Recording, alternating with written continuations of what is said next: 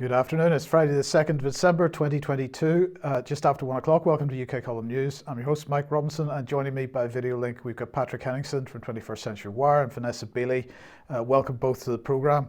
We're going to get straight on with the Chuckle Brothers because they are back. Here they are, Professor Whitty and Valence. They've published a new report, which is supposed to be for the future chief medical officers to deal with COVID and so on, but they're talking about a prolonged period of excess death. So we'll come on to exactly what they say in a second. But this, of course, is the latest from the Office for National Statistics, and we have another week of excess mortality compared to the 5-year average. Well, it was very interesting looking this report that Whitty and Valence have released. It was supposedly from the Department of Health and Social Care. So I had a look at the Department for Health and Social Care's Twitter feed to see if I could find the report itself. No, of course not. I couldn't, but I was told I needed to get boosted. I was also told that £22.5 million is going to research into cancer to develop new immune-based cancer therapies. This, of course, means mRNA. And I was also told that the NHS is delivering on its winter plan because, of course, the Tories deliver on everything. And they've established 40 healthcare traffic control centres, and that's dedicated 24/7 teams, helping to get patients into beds as quickly as possible. So there's 40 healthcare traffic control centres, pioneering centres which are using data to respond to emerging challenges. So no extra beds. That's going to deal with data, and that's really important. This move is part of the NHS's wider winter plan, is published in October, which also included the rollout of national falls response team services, new hubs dedicated to serious respiratory infections, and statistics also showed that more than 19 and 20 adult general and acute beds were occupied in the week to 20th of November. This is what Steve Barclay had to say, the Health Secretary. It's absolutely vital we use the latest cutting edge technology and data to ensure the NHS is performing as efficiently and effectively as possible. So, Patrick, I don't know if you've got any thoughts on this initially, but it's just staggering to me that they shut down or at least they vastly reduced the number of beds in order to make social distancing possible for COVID, to deal with COVID. They're not bringing those beds back, but we're going to focus on making sure that they've got the data necessary in order to produce reports to tell us how long the ambulances are waiting in queues outside hospitals. Yeah, it's so they're stuck on stupid. Basically, they've had all this time to reflect on this disaster. It's also the conspicuous absence of Whitty, Valence, and Matt Hancock from the public view in the last sort of year or so, or a better part of a year, and all of a sudden they're coming back. I think there's maybe an attempt to rehabilitate these people and perhaps to rehabilitate their legacy, which is the total disaster, the unmitigated disaster that's COVID response in the UK. But the NHS, this is predictable what's happening because they created a problem, which is massive waiting lists, staff shortages, shortages of doctors, qualified doctors, in moving to telephone healthcare. So they've created this. So it's data, it's big data, and it's remote services, and it's basically treating the NHS not unlike big agriculture. So there's basically the way you treat livestock. And I'm not making a sort of crazy flippant comparison there. If you look at how things have changed in the NHS in terms of the personal care that's being delivered or access to actual doctors, it is moving in the direction of big agriculture in the way that they're administering it. So this is the realm of the technocrats. It's all about big data, and they'll be with their PowerPoint presentations and new ways to move people through the system, or seem to be, but nobody's actually getting any actual health care, not of any high quality anyway. But it's a victory for the government because it's all about boasting lowering waiting times and the increasing efficiency and all of this stuff, but nothing about the actual quality of the healthcare that the individual is getting. Indeed. So if the report from Whitty and Valence wasn't on the the Department of Health's Twitter feed. Maybe it was on their website. So let's have a quick look there. Well, in fact, no, it's not there either. Maybe it's on the coronavirus COVID-19 page. Well, no, it's not there either. So how about the public health page? It's not there either. Eventually tracked it down on the Chief Medical Officer's annual reports page, which is buried on the government website. Very hard to find. So let's just have a look and see what this technical report on the COVID-19 pandemic in the UK had to say about the excess mortality issue. And here it is. Healthcare professionals, says Chris Whitty and co, we're working in highly pressured environments with potential significant exposure to transmission risk for a novel and largely unknown pathogen. So as Patrick has said, they are doubling down on this narrative as they try to rehabilitate themselves. Morale across the workforce was understandably closely linked to the overall direction of the pandemic and the broader public mood. But hold on a second. What drove the broader public mood? Well, in fact, it was Whitty, Valence, the likes of Spy B and the SAGE team. So he can't blame the broader public mood for what happened in the NHS when it was him that set that. He goes on, there was a need to balance the need for surge and service adjustment to meet pandemic needs with maintaining an appropriate level of care and support for other health needs. But of course they didn't do that because the first thing they did was to remove half the beds. I don't mean that literally, some quantity of beds because they needed to distance people from each other in wards. We never actually discovered how many beds were removed over that period of time. Shifting to remote consultations, Patrick already mentioned that, and Debbie, of course, has been mentioning that for weeks, but he goes on, shifting to remote consultations, discouraging unnecessary health setting presentations, and asking that those with specific symptoms avoid healthcare settings unless necessary has been an effective way to reduce potential transmission risks and additional burden during a time of significant pressure. Additionally, advice discouraging presentation in healthcare settings when people had certain symptoms needed to include caveats and routes for appropriate triage where these symptoms were not highly specific. Of course, that didn't happen either.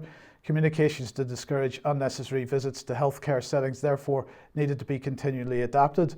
Well, he may argue that he continually adapted his communications in this regard, but in fact, in practice, did people hear that, the subtlety of that? Well, I don't think they did. He goes on here, there's little doubt that delays in presentation, reductions in secondary prevention, postponement of elective and semi-elective care and screening will have led to later and more severe presentation of non-COVID illness, both during and after the first three waves. And he goes on, the combined effect of this will likely lead to a prolonged period of non-COVID excess mortality and morbidity after the worst of the pandemic is over. So, Patrick, let's have a guess how many times Chris Whitty mentioned the possibility that some of this excess mortality is related to the vaccine rollout. I'll let you guess that first before I comment further. It's probably something between 1% and 0%. I don't know. Well, But zero indeed, yes. But anyway, go yeah, ahead. no, they're still, they won't say explicitly that the pandemic is over. There's still a lot of people referring to it. Certainly in the United States, they're clinging to it. The Biden administration will not admit that there's a pandemic that's over. They're just clinging to it. So we're in the latter stages of the pandemic, this kind of protracted end of the pandemic. This has gone on now for like a year or 2 years now. So how long is it? It's definitely going to stretch through this winter. We're not at the end yet. We're still in the pandemic. So all the emergency use authorization, this is basically a stay of execution for the kind of emergency authorization of the experimental mRNA gene jabs. That's all this is, because nobody wants to face the music, much less Chris Whitty or Valence, the Chuckle brothers. They don't want to face the beast that they've created and the sort of potential tort tsunami coming in terms of lawsuits against the pharmaceutical companies, public health agencies, and so forth. All these people that are pushing and mandating this experimental pharmaceutical product. So I think that has a lot to do with it. So just the language, it says it all, Mike. What you just put there shows that they're still kind of drifting it on through the winter of 2022, 2023. And then what? Have to wait for another crisis to bury the last one? I don't know. Yeah, well, indeed. Well, look, we'll come back onto the end of the so-called end of the pandemic later on in the program.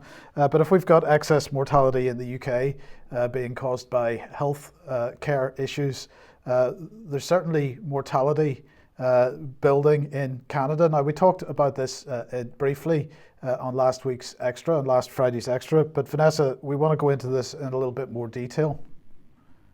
Yeah, pretty horrifying. I mean, a number of independent media have picked it up and approached it from different angles.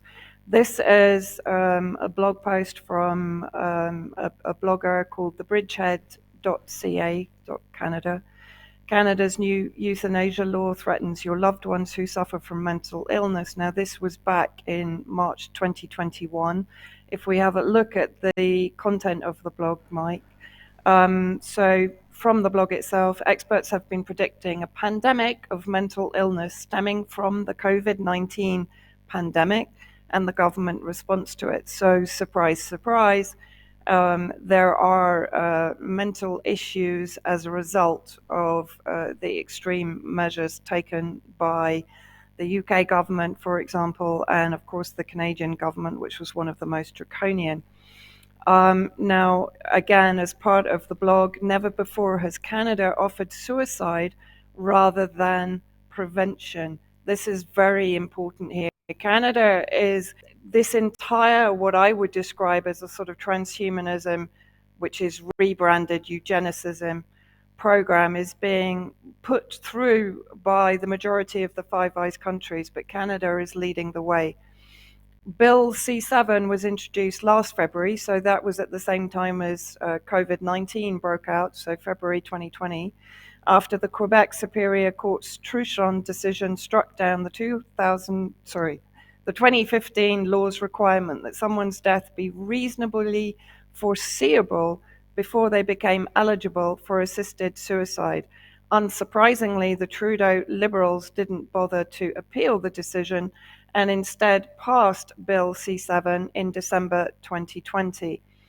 The Senate amended the legislation to allow those with mental illness, and we also have to ask who asserts that somebody is eligible for the mental illness fast track towards medically assisted assistance in dying, which is MAID, that's the Canadian program, and has no other disease or condition eligibility for assisted suicide. In other words, you can be eligible for assisted suicide simply if you are suicidal. So rather than offering prevention, they are offered suicide. Back to that point.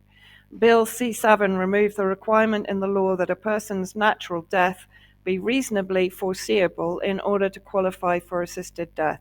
Therefore, people who are not terminally ill could die by euthanasia. The Truchon decision only required this amendment to the law, but Bill C7 goes further. I'd recommend going to this particular blog to get further information, but it also includes the fact that the 10-day waiting period for those with foreseeably fatal illnesses has been waived, and the fact that doctors and nurses can lethally inject a person incapable of consenting. Just let that sink in a minute. So medically assisted suicides in Canada, you can see there a clear increase leading up to 2021. So if you look at from 2020, which is when the whole COVID project kicked off, to 2021, there's a clear and quite dramatic increase. But even from 2016, obviously, when the bill was introduced. Moving on, Mike. So recommend reading this article. There's a lot of interesting information in it, considering it's a mainstream article. Federal Minister Carla Qualtrough, Minister of Employment, Workforce Development and Disability Inclusion, said that she's shocked by the suggestion of assisted deaths for some babies. Let's have a look at what she means by that. So basically, I find that completely shocking and unacceptable that infants less than a year old should have access to medically assisted deaths if they are unlikely to survive and are dealing with severe health issues. The idea was raised earlier this month at a parliamentary committee hearing reviewing the federal law that governs medical assistance in dying. Dr. Louis Roy of Quebec's College of Physicians said his group believes assisted death could be offered to babies up to 1 year old with severe deformities and very serious syndromes for which the chances of survival are virtually nil and which will cause so much pain that a decision must be made not to allow the child to suffer. Now, Mike, one issue that I wanted to raise here, how much of the diseases that are going to be upcoming in the future, or even defects using their kind of terminology, are related to vaccines, either to the mother or to young children? That has to be a question which they are not raising, but which we need to raise, bearing in mind the correlation between this act and the COVID project, right? Yeah. Yep. Okay. Go on ahead. Going on. This is shocking for me. Qualtrough said it should not be easier to access a medically assisted death than to get a wheelchair, but it is. Again, I recommend reading this article. It is really seriously disturbing, and what the hell is going on in Canada? Okay, moving on. We're coming on here, Mike. You mentioned in, I think it was Extra last week. This was an opinion piece from Maria Zaharova. And we've just lost Vanessa. So, as I will remind you that the Third Reich, with its Action T4 program, was the first. Oh. It's okay. Keep going, because we'll bring Zakharov on here. I haven't got the slide anymore. Yeah. Okay. So I'll read it out while we go here. Okay. So Zakharova said this. If we could put that on screen, please, Stephanie. Canada legalized physician-assisted suicides in 2016. The number of people who wish to be euthanized has been growing annually. In all probability, Canada will reach 50,000 such deaths a year. I'll remind you that the Third Reich, with its Action T4 program, was the first state to introduce euthanasia on a mass scale. Apart from racial prejudice, the Nazis proceeded from economic considerations. It was expensive to pay for people requiring treatment. This was a tax burden. According to a document found in the Hartheim Euthanasia Center in Nazi Germany, 70,273 people were killed under the Tiergarten Strasse 4 program by September the 1st, 1941. An unknown Nazi clerk noted with chilling pragmatism, considering that these patients could live for another 10 years, this is a saving of 885,439,800 Reichsmark in total. And then she ended by saying, is the motivation of neoliberal Ottawa different from that of the Reich? Judge for yourselves. Yeah, I'm afraid we've lost Vanessa. So what we'll do is while we see if she can reconnect, I'll just run on through this here. She wanted to highlight this tweet from Ian Miles Chung. Canadian clothes retailer Simons is actually using suicide to market their products. No, this isn't made up.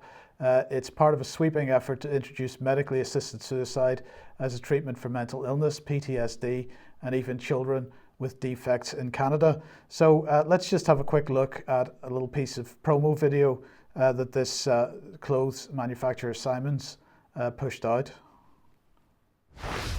Last breaths are sacred. When I imagine my final days, I see bubbles. I see the ocean. I see music. Even now, as I seek help to end my life, there is still so much beauty. You just have to be brave enough to see it.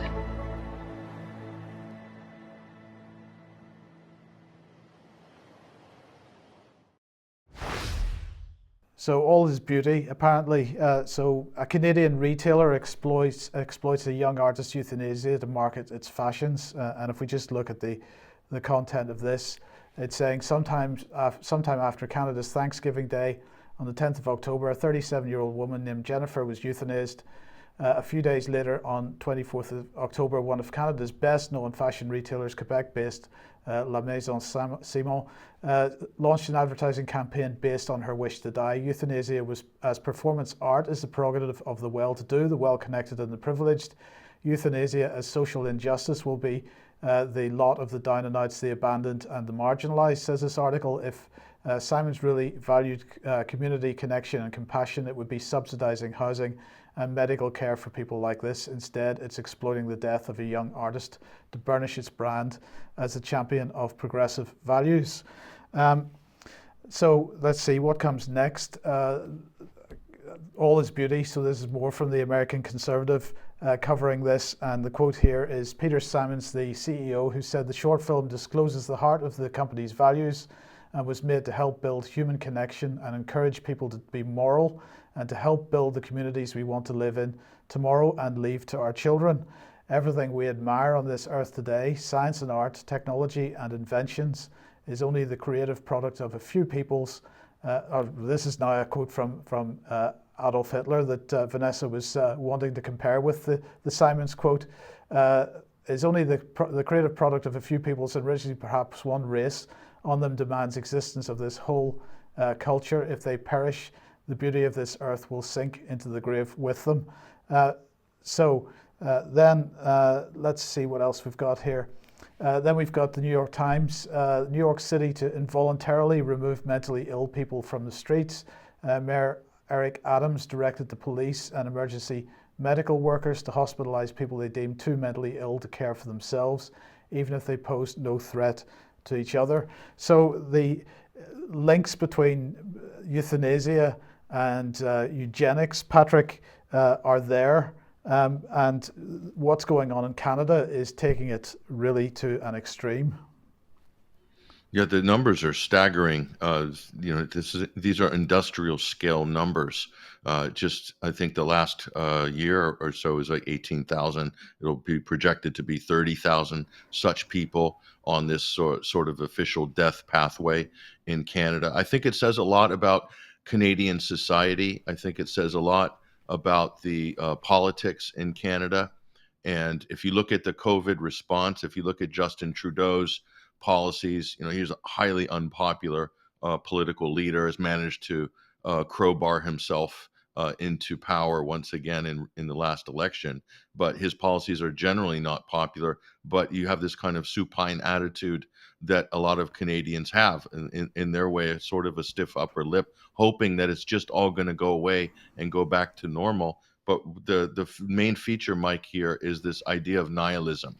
And you see it embedded in the text. They're trying to mainstream this idea of the kind of certain destruction of death. This is what the climate change narrative feeds into. It's nihilism. If you look at the history of the Weimar Republic and what society was like, what was the milieu of culture that preceded the Third Reich, or the conditions that created the rise of the Third Reich, and then the economic depression after World War I, and you have this kind of opulence, you have this progressivism, and one of the outgrowths of that is this attitude of nihilism. And I will argue that that's really what the climate change campaigning is all about. It's about raising the current generation, the Greta Thunberg generation of children, to really believe that their future has been robbed by the adults and the baby boomers who've destroyed the planet and their future. And therefore, hey, what's the point of having children? This kind of,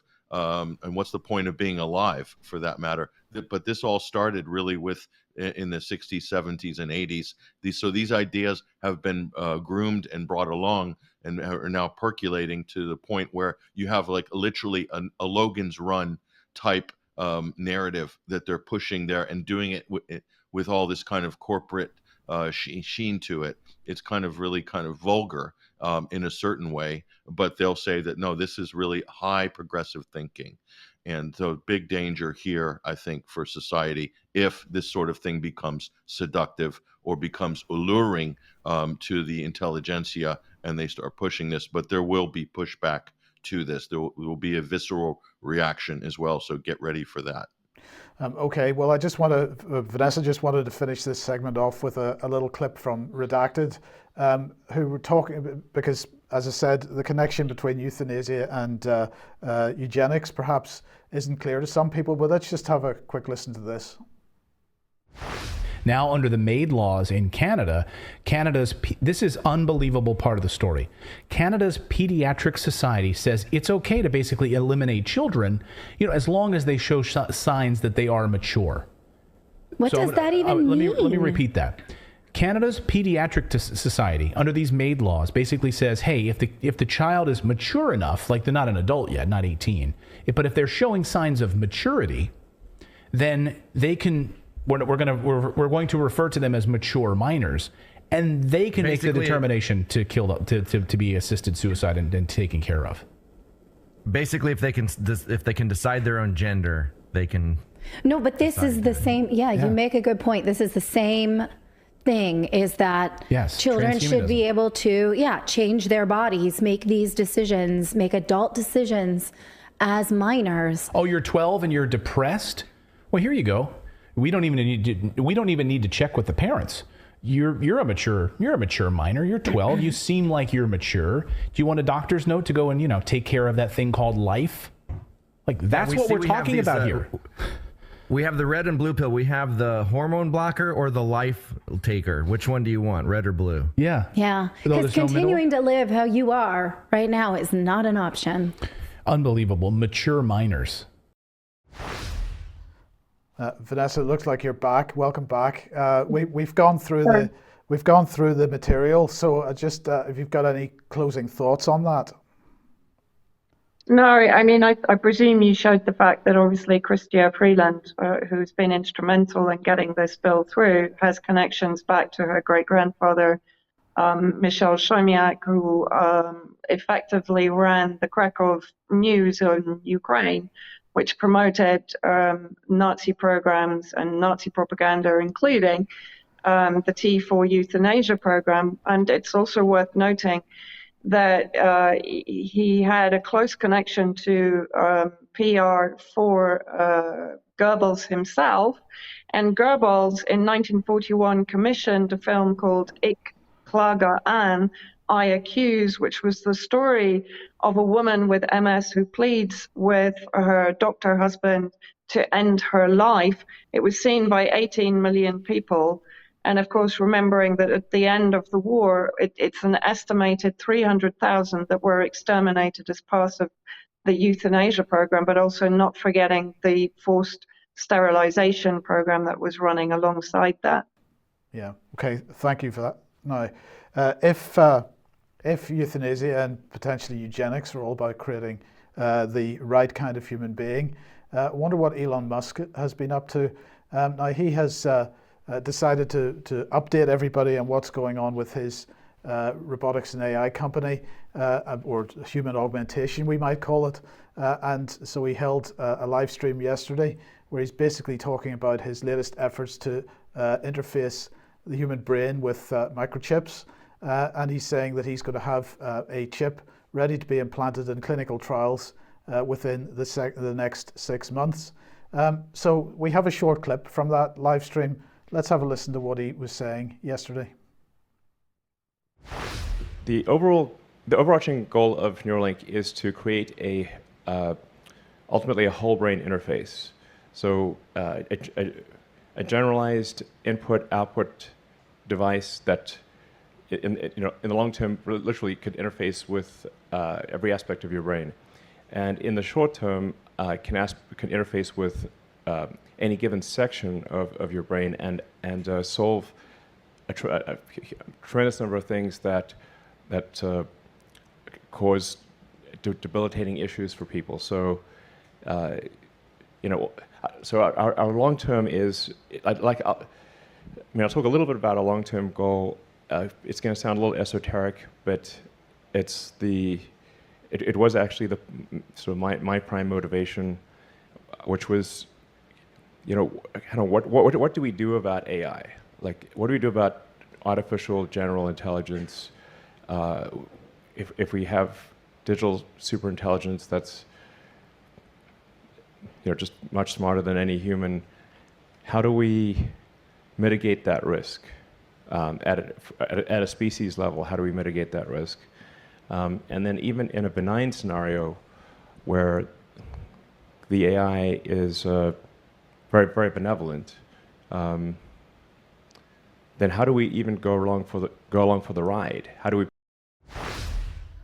So Patrick, I don't know what you think of that. Have you any thoughts on what he's just said? On the AI question, he's talking about the singularity, a sentient artificial intelligence. And I think a lot of that debate, that conversation, people who work in AI, top developers in artificial intelligence, whether they're from Hanson Robotics or they're from Google working on the DeepMind project, they'll tell you that we are so far away from the singularity as a sort of sentient AI has actual artificial intelligence. What you have now across all of these applications currently is narrow AI. So this is the ability to execute tasks, but do lots of different tasks based on processing power at a rapid rate. And hence it gives the appearance of artificial intelligence, but it has artificial competence. This is very different than artificial intelligence, is what Musk is talking about. So a lot of it's pie in the sky. A lot of it's just pie in the sky. But the problem with the Elon Musk conversation, at least in the alternative media sphere, is that there's two concurrent things going on. One of them is this debate about transhumanism and Elon Musk's role in that. And certainly that's a good thing to discuss and debate and flesh out. Then there's the other conversation now that he's taken this sort of vanguard position on free speech, which we'll talk about in a few minutes later in the segment. But these are two separate concurrent conversations going on. And a lot of people have the tendency to conflate both of them and then to basically dismiss Elon Musk's activities on Twitter, for instance, as an example, or other areas, and then conflate it with this nefarious transhumanist agenda. So I think we got to separate these two things because they might not actually be directly connected, although you can say he wants to roll out the one app with the X app and all of this stuff, but still, we actually do need a digital town square. We need a space for free speech and discourse. If Twitter becomes more open in that regard, that is a positive thing. And so he could be doing two different things, positive, negative. You have to sort of separate these things and look at them separately rather than, because a lot of people just want to write him off as a complete demon. And although some of the work might appear to be demonic, no doubt, we got multiple things going on, which makes it a little bit more complicated. Right. Well, we will be talking about that a little bit more in a second. But in the meantime, if we stick with the narrow AI, at least, of course, he is promoting this as in the short term as being some way to deal with medical issues that people have in terms of Parkinson's disease or some kind of problems with limbs or whatever. But in the meantime, of course, one of the main reasons for the pursuit of AI or one of the main areas of interest is in the defence industry. And the UK government continuing on with this is the DSTL. We've hosted a pioneering AI trial to build data sets to improve target recognition. And everywhere we go in the UK at the moment, we have this data set building exercise going on in every government department. And ultimately, it's being plugged into machine learning and AI to some degree. And of course, alongside this, the UK government, the Ministry of Defence, has its Defence Artificial Intelligence Strategy. Let's just see what Ben Wallace had to say when this was published. AI has enormous potential to enhance capability, but is all too often spoken about as a potential threat. AI-enabled systems do indeed pose a threat to our security in the hands of our adversaries. So it's only when AI is in the hands of adversaries that it's a problem. But my question, Patrick, is who are the adversaries? Because if we remember what the UK Ministry of Defence position is on adversaries, home is no longer a secure sanctuary because they view the general public as being adversaries. And so my question, Patrick, very briefly is if the UK government and the Ministry of Defence see the general public as being an adversary and they hold the AI, but they see AI in the hands of an adversary as being a risk, should the public therefore view what the British government using this type of technology as a risk to them. Right. So the public, at least in Britain or in the West, in the sort of free democratic West, the conversation about AI, all these boffins will like to sort of project and make that sort of a conversation about foreign power, about the Chinese and what the Russians are going to do if the AI falls into the wrong, evil hands of some nefarious foreign dictator. But the real conversation should be a domestic one. It's how your government will apply these technologies in local law enforcement, in a domestic setting. And if you look at the NHS, completely reliant on big data, on narrow AI, on ML, machine learning, and this is how they're going to administer national health care. And the police are moving in that direction. Last week, we talked about the autonomous robots in San Francisco being shoot to kill, being given legal license for that. That passed this week, by the way. So they will be moving forward with that particular program, and they do have license to kill in certain circumstances.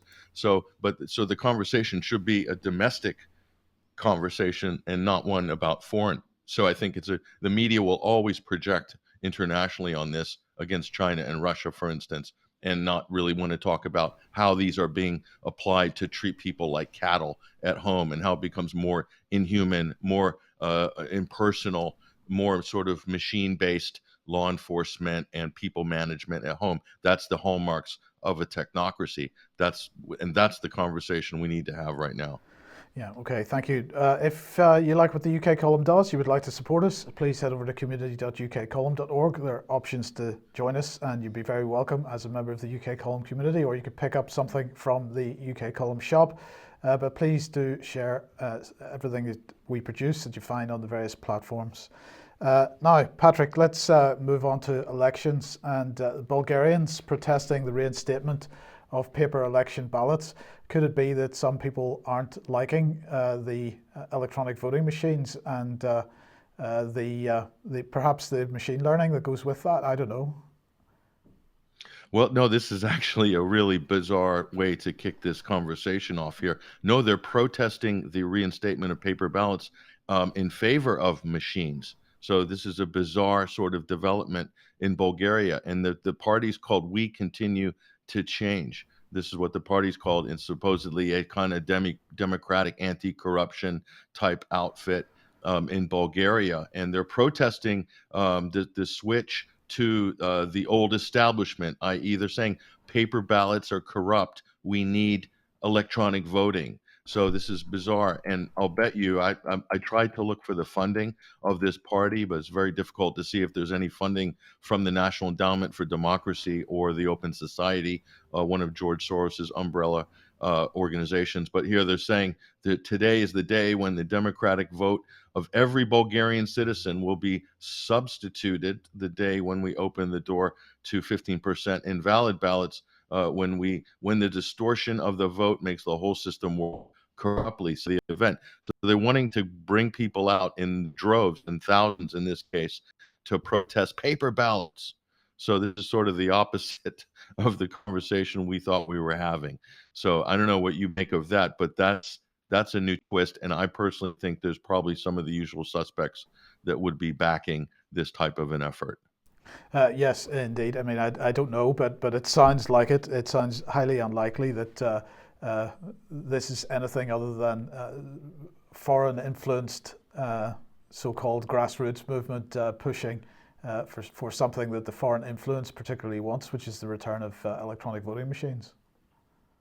And a lot of people don't realize, Mike, is that electronic voting was pioneered internationally by U.S. companies like Diebold and all these different election systems companies. They did it internationally. South America and Central America were the sort of testing ground for that in the 90s. So electronic voting came in a big after the 2000 presidential election that was contested between Bush and Gore. But all of these systems have been pioneered in, quote, third world countries, in actual countries where the U.S. is, for instance, running military coups or running sort of regime change operations right the way through Latin America. And so they've perfected those. And in some cases, in the case of Brazil, Brazil has been under the electronic voting system for a large part since the mid 90s. So there's a joke in Brazil, inside joke, that Oracle decides who wins the Brazilian elections. So this is the database company that runs the back end, to the electronic voting. So a lot of people, we see the front end, which are the machines and maybe the front end software, but who runs the gigantic back end databases? Well, it's usually, there's only a handful of companies that can do that on the planet. One of them is Oracle. That's an American company. So there's something to learn there and more to discover. So this is a big conversation in America. Kari Lake, governor candidate in Arizona, she has not conceded yet. So that she's not conceded, and now the pressure's coming on to people in Arizona who have not certified the election last November 28th. That was the deadline. So a lot of counties are refusing to certify it, and so this is an interesting development here. We go to Just the News. This is John Solomon's website here. It's pretty good political commentary out of Washington. Arizona Governor-elect Katie Hobbs, the Democrat. It's a razor-thin race, less than 1%. And it took 2 weeks to count the votes, 3 weeks, 4 weeks. I don't even know if they've finished counting them yet. Nobody knows quite for sure. And she was in charge of the elections as Secretary of State. Huge protests, huge opposition to all the voting machines going wonky on the morning of the election. And she's the one responsible. She's running for governor. And now she's calling for certify her election or face felony charges. Okay, so this is Mojave County. It's one of the more rural counties. Supervisors from Mojave County Board said that they were voting to certify the election under duress, after being warned by Hobbs and her office that they would be arrested and charged with a felony if they did not certify the election, according to Ron Gould, who is the elections board chairman there. So think about that in terms of authoritarianism. They're saying, you accept the election results or else. And so here, just the details of this, November 23rd, a letter from the state elections director, Corey Lorick, and basically saying that the state's office saying that you must certify the certification of the election is not discretionary. And they go on, these are the actual details. The only basis for delaying county canvassing is pursuant to this particular passage here. And if returns from a polling place are missing, and that is undisputably not the case here, if Mojave County does not perform their ministerial duty to canvass your election results today, we will have no other choice but to pursue legal action and seek fees and sanctions against the board. So this is so people are in the local counties being threatened by central office, by the central party, if you will, if you want to think of it in those terms, for threat of being, charged with a felony. What does that entail? Fines, imprisonment. So this is the sort of the Democrats have been decrying democracy is on the ballot. Democracy is in danger. We're in danger of losing our democracy. Well, what exactly do you call this situation? So half the state do not accept the results of this election in Arizona that could well decide the balance of power in the U.S. Senate. And the U.S. Senate will appoint judges on a partisan basis on federal districts right across the country, and those judges will decide whether to hear or to dismiss any challenges to any elections. So you see how this all comes together in one big system politically that's becoming very much weighted on one side of the partisan divide on this. So a lot of people rightly are very concerned about how things are going, and who knows, this could erupt into a much bigger fight if it continues down this road. Okay, so let's come back onto the issue of freedom of speech and online safety and so on. But we'll start off here with the Washington Examiner. And again, we're talking about Elon Musk. And Musk saying that Twitter interfered in elections and failed in its public trust. So this is a big admission. So Musk has come out in a tweet. I'll show you the tweet in a second. But basically saying that interfered in the 2020 presidential election. So this would have been verboten. Certainly don't even talk about this on YouTube or other social media platforms without getting either fact check flagged or having your post deleted, or even getting your account struck in with a community guideline strike or taken off completely. Okay, so this is kind of a big deal in this sense. So this now is out in the open. He's talking about the Hunter Biden laptop story that Twitter suppressed and shut down the New York Post as well, who ran the story. It's the fourth largest newspaper in the United States. Gosh, if Putin did that in Russia, they'd be crying to the rafters, screaming.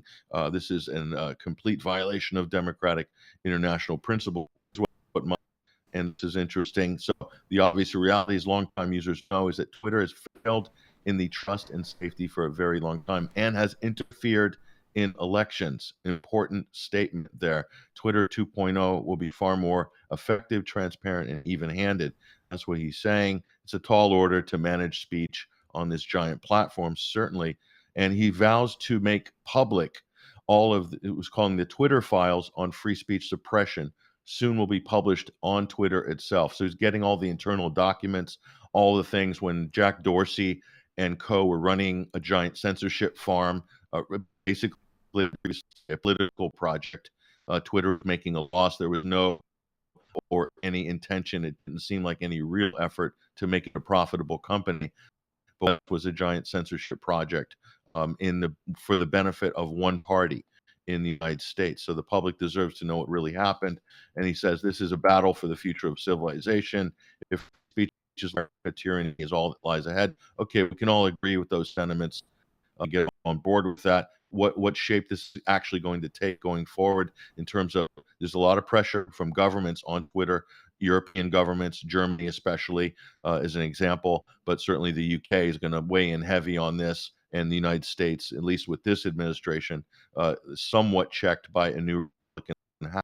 But there's a lot of pressure on these social media companies, lawsuits, and they can force them to moderate speech more heavily through the hand of the regulation of government, whether it's in the EU or whether it's in the U.S. or through the hand of the courts through lawsuits. And even if they're spurious, there's plenty of money available to file lawsuits from all these different sort of more progressive groups that are sort of protecting against hate speech and all the rest of it. So this is just going to go on, and it's going to be a problem.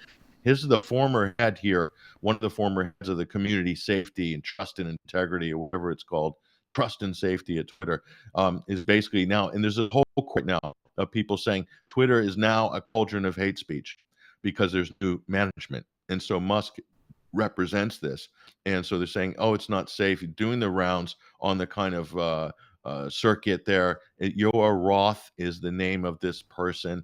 And so he's one of these sort of debrief gatekeeping sessions here at one of these high-end conferences, probably in New York or DC. And his comments are just pretty telling as to what the general attitude is at these Silicon Valley companies with these people in these very high gatekeeping positions that, quite frankly, may not be actually qualified to be communicating on the things that they are, including in the run-up to actual elections in the United States. But if we have that clip, maybe we can play it.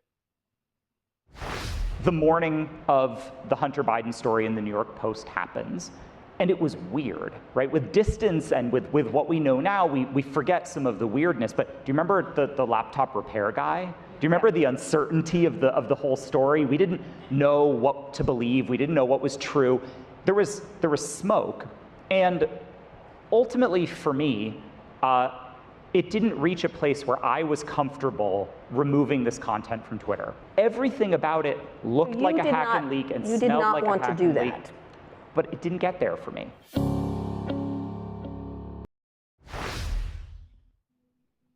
So did you just hear that, Mike, at the end? He slipped that in and said this looked like a hack and leak campaign. This was screaming of a hack and leak campaign, like he's some kind of expert on this political phenomenon of hack and leak. They were just basically going along with the same sort of, Julian Assange, or the Russians hacked the DNC, gave the Podesta emails to Assange, he published them, and therefore interventions. And so basically, is this person incompetent?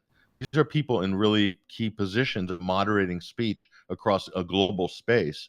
And are they really incompetent? They don't know what they're going on? Or are they lying? Because he's saying, we really didn't know. The New York Post is the fourth largest newspaper, staked their whole reputation on the Hunter Biden laptop story. Clearly, they vetted the story or they wouldn't have run it. Think of the legal implications if it was fake and they ran with it as a lead story nationwide in the U.S. It was already vetted by the time the Twitter governance board got their teeth into this story. So, I mean, what's he talking about? The uncertainty. So he really, either these people don't understand the information space in which they are self-appointed to moderate, or they're lying and they're being completely disingenuous. It has to be one of those two, because you can see right in that interview that he was completely winging it.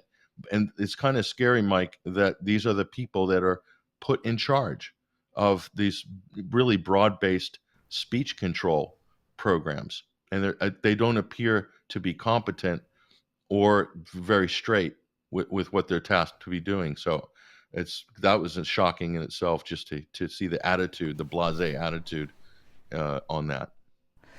Yes, okay, but then Musk's free speech agenda dismantles safety work. A Twitter insiders say, of course, this whole issue of online safety is the huge talking point of the day, and but you'll need to explain to me how Musk's free speech agenda dismantles that.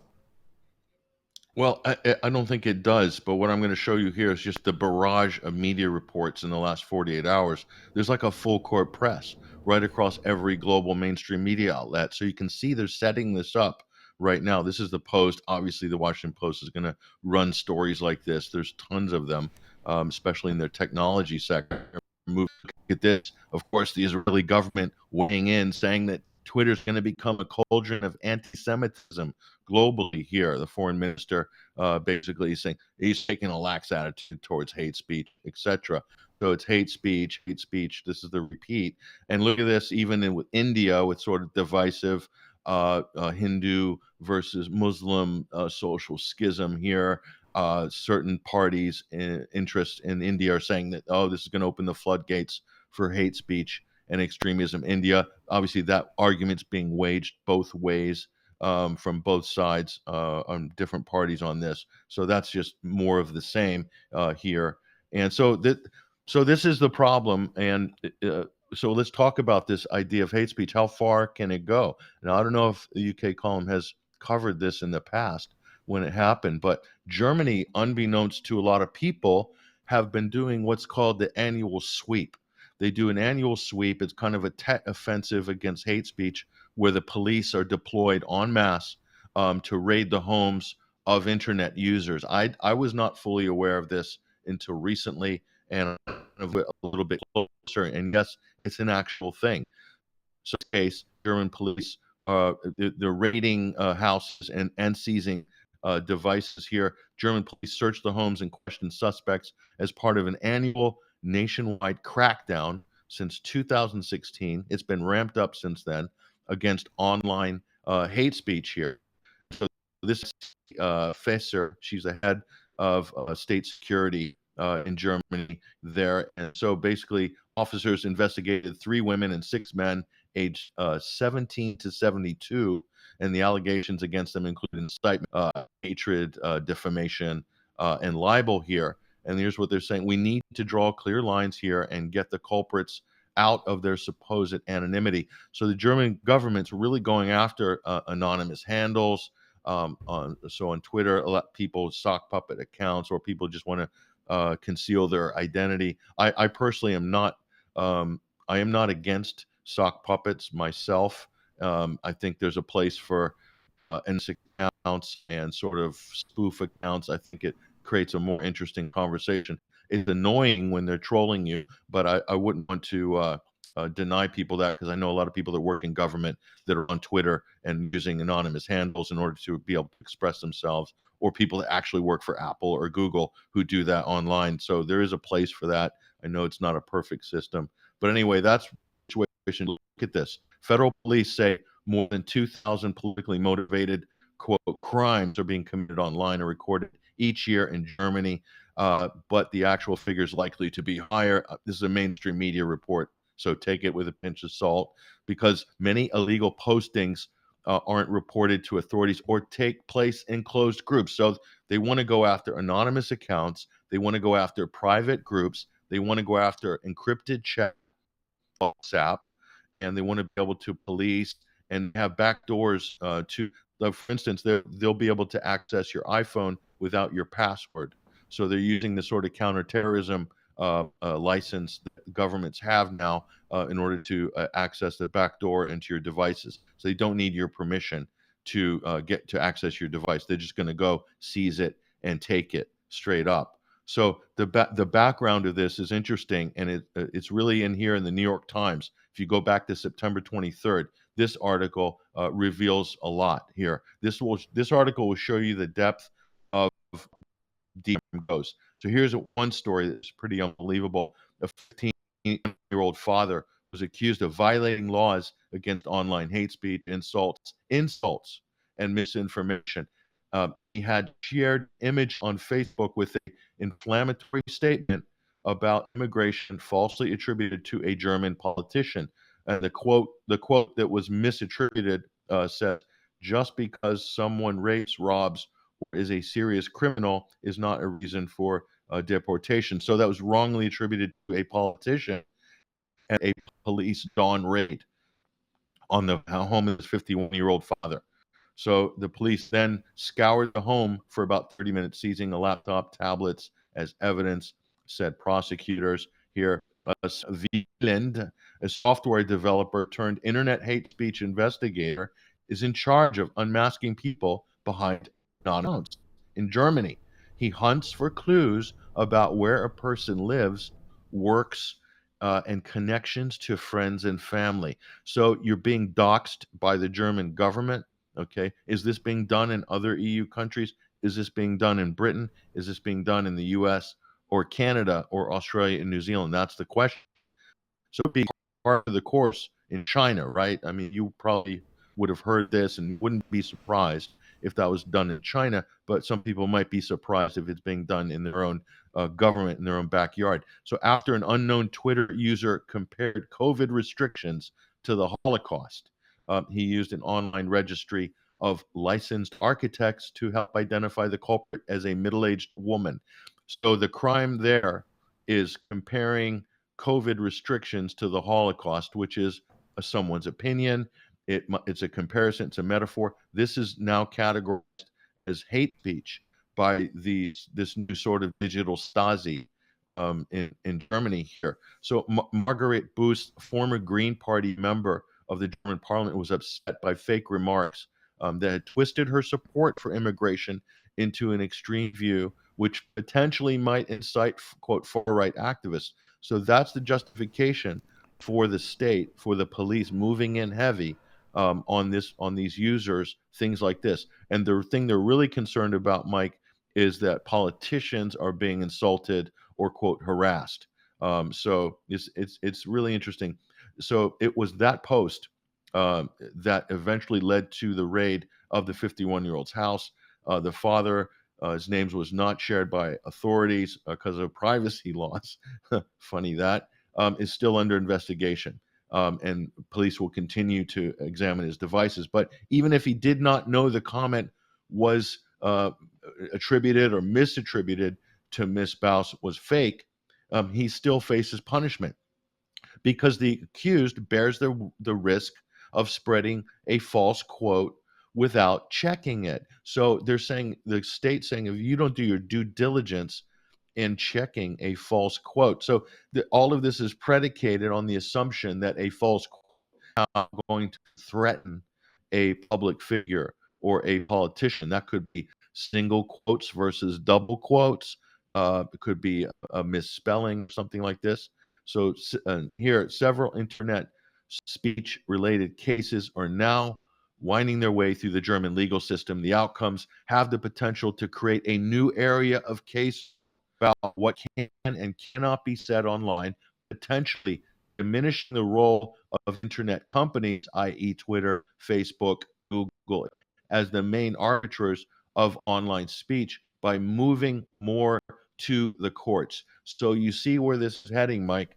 is there's basically saying if the corporations aren't up to the task, then it's interesting that the Google, Meta, or sorry, Facebook, it's now called Meta, Google, and Twitter.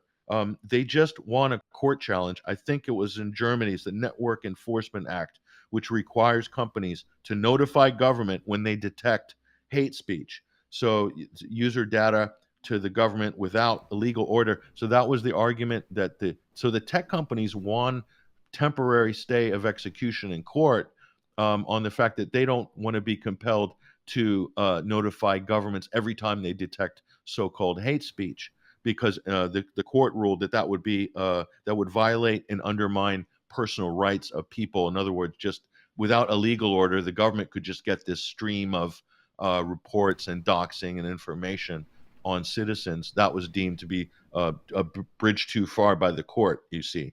So the tech companies they won that temporary state, but that's going to create another sort of path for the state saying, well, look, we're going to have to do this through a giant state bureaucracy, and to have the courts packed with all these different so-called hate speech cases.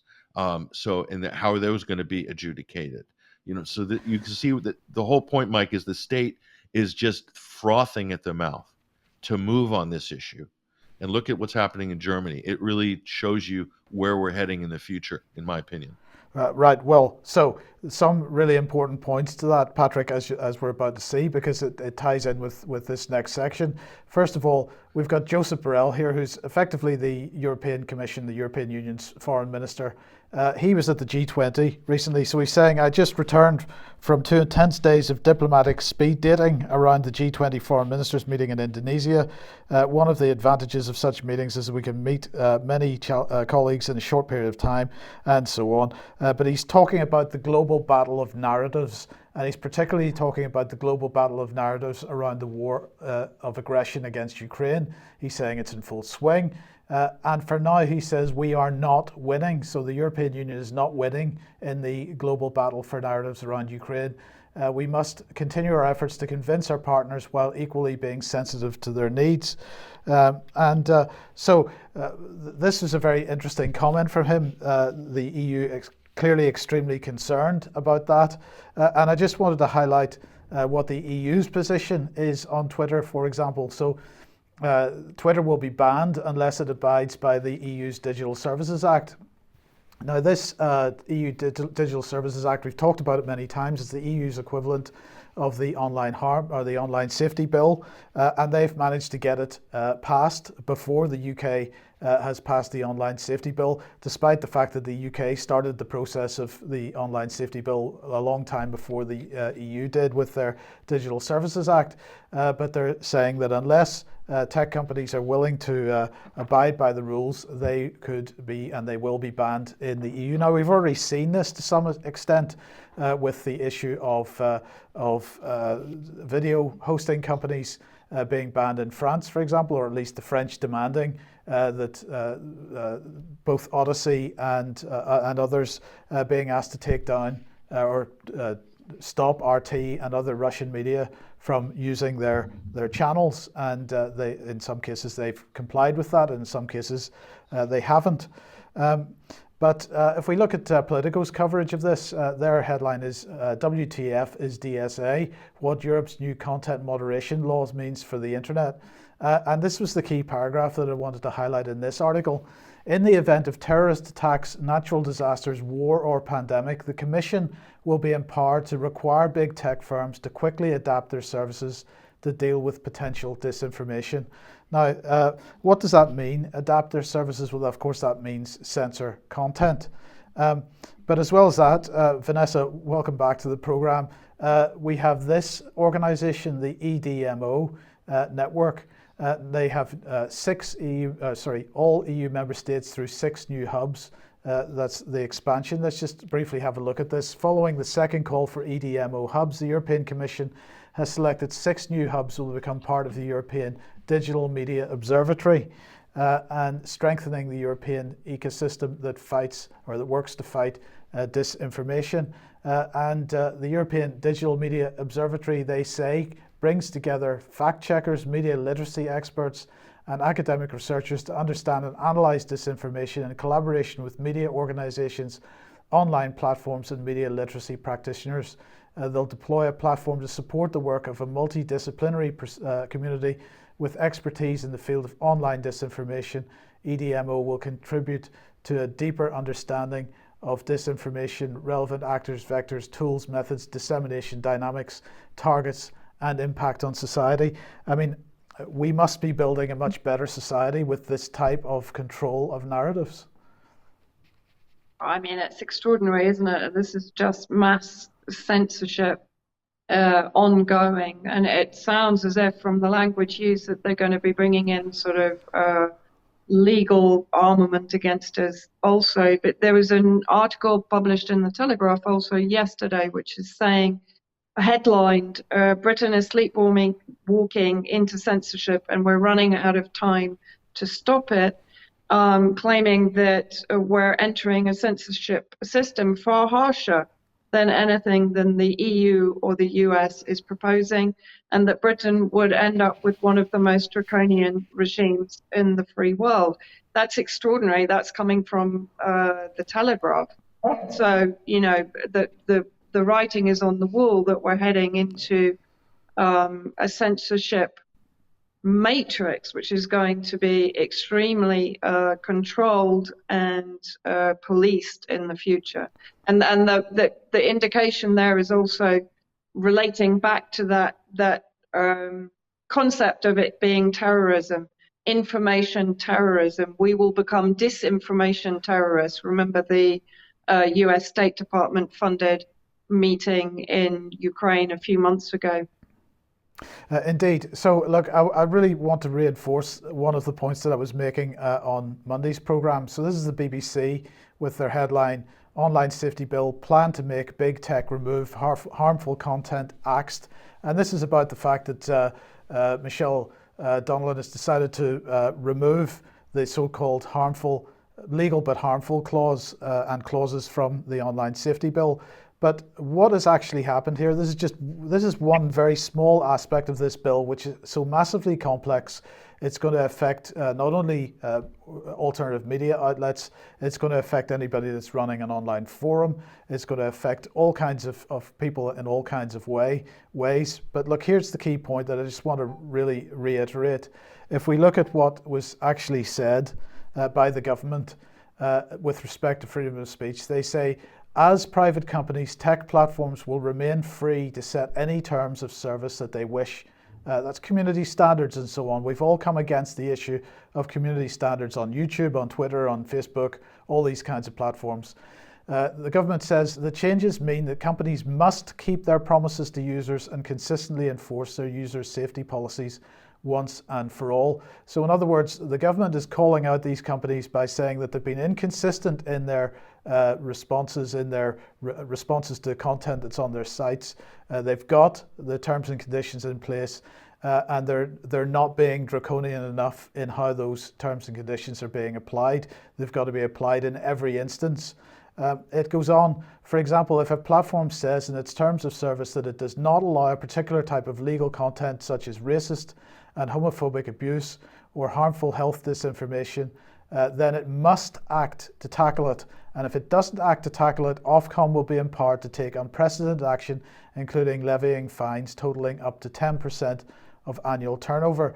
Now, Patrick, very, very briefly, from what you were saying in your segment there, Elon Musk expressing a desire that he doesn't have to actually impose this type of draconian censorship. But while the government has removed or at least has removed its own responsibility for defining what labeled but harmful content is, they're still requiring the tech companies to define that within their terms and conditions, and they're putting on a statutory basis the requirement to enforce those terms and conditions in every instance. So what Vanessa has just said from this Telegraph article about Britain sleepwalking into the most draconian censorship regime, this is absolutely hitting the nail on the head.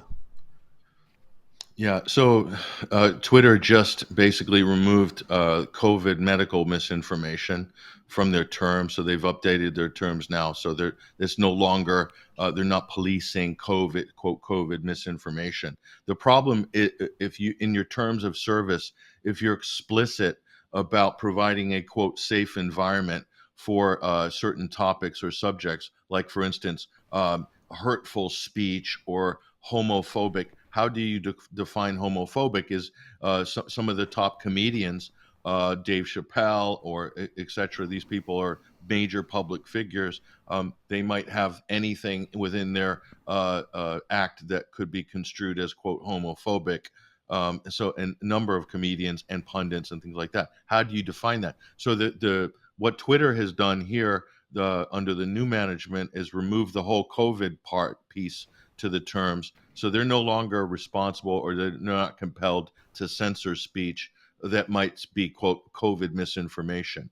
So the default position now for Twitter is, as long as it's within the law, as long as it's not incitement, or doesn't incite violence or lead to, or some kind of call for, direct something that's breaking the law. In other words, we're back to square one, or there's already laws on the books. And what's going to happen here is that the problem with Silicon Valley and the regimes at Facebook, Meta, and also YouTube and Twitter, because they're political projects, because one of their main thrusts now is to moderate the conversation politically.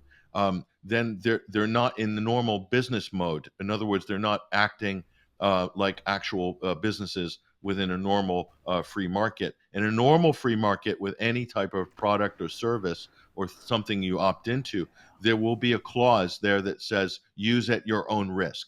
So that should be first and foremost. If the tech companies want to stay within the law and also protect themselves, then for consenting adults using the platform, there should be an implicit understanding that you are using this platform at your own risk. You may encounter opinions or words that you might find offensive, but as long as it's within the law, then we're not responsible for censoring it.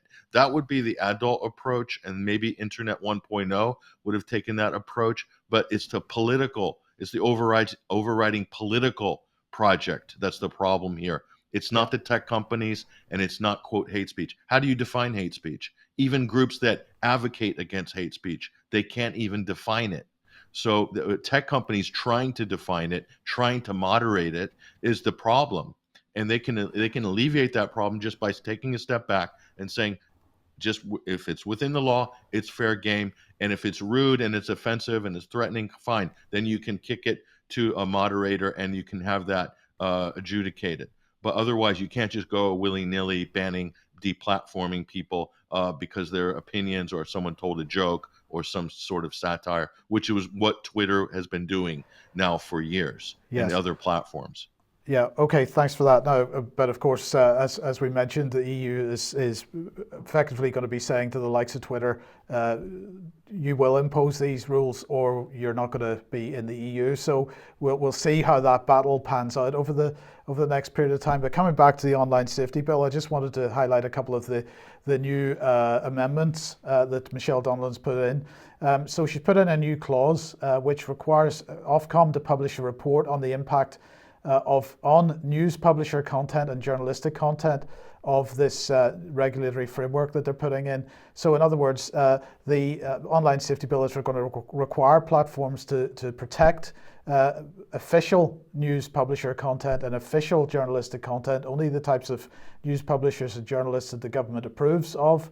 So there's going to have to be a report from Ofcom to ensure that protection is properly managed. And it also allows the Secretary of State to require Ofcom to produce further reports in the future. Another clause which contains exemptions from the offence of false communications, which Patrick was talking about earlier on in Germany.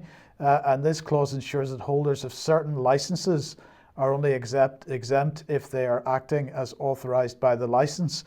So who are we talking about here? Well, again, recognise news publishers or somebody who's holder of a licence under the Broadcasting Act. or somebody who's a provider of an on-demand program service, so long as they're registered with Ofcom and licensed by Ofcom, and so long as they are acting as authorized by the license. And then I just wanted to highlight this for laughs. This organization, the Center for Information Resilience, well, we can see the type of information resilience that they are talking about here. So they work with journalists around the world to expose disinformation and human rights abuses through open source. Here's some of our work, and of course it's all about Russian soldiers running a cleansing operation in Bucha. Russia violence was strategic, and so on. Well, who's just joined this information? Well, none other than Nina Jankowicz. So, of course, she had served very briefly as the Executive Director for the Department of Homeland Security's Disinformation Governance Board, and she has just registered in the United States as a foreign agent because she has joined this non-profit-based organization in the United Kingdom, and therefore she's considered as a foreign agent. So registration documents viewed by Fox News Digital show that Nina Jankowicz is now working for the Center for Information Resilience. So there we go. Now let's just come back to the COVID issue very briefly here. And of course the COVID inquiry is ongoing. It started a few weeks ago.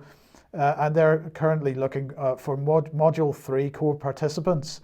And the deadline for core participants there is the 5th of December 2022 for Module 3.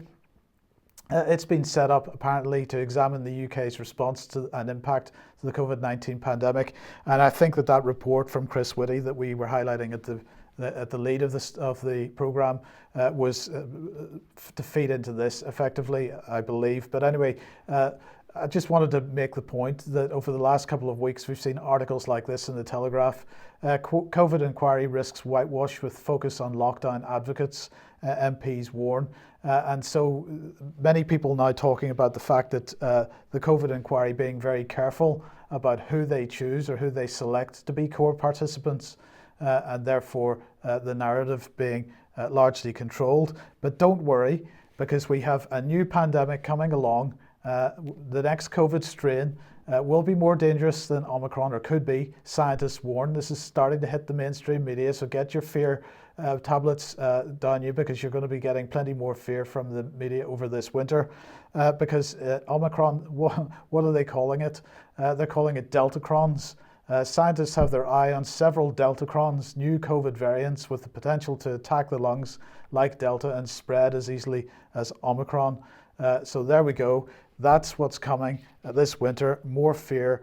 And of course, as we saw from Chris Whitty's report, the effect of the fear back in 2020 and 2021, and the long-term effects of that on health and people's excess mortality and so on is absolutely clear. But they're going to keep doubling down on this narrative. Look, I want to say thank you very much to Patrick and Vanessa for joining us today. Sorry about the technical problems.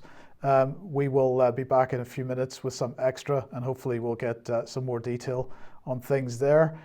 So anybody on the main live stream can watch that. Otherwise, we will be back 1 p.m. as usual on Monday. Hope everybody has a great weekend, and we'll see you then. Bye-bye.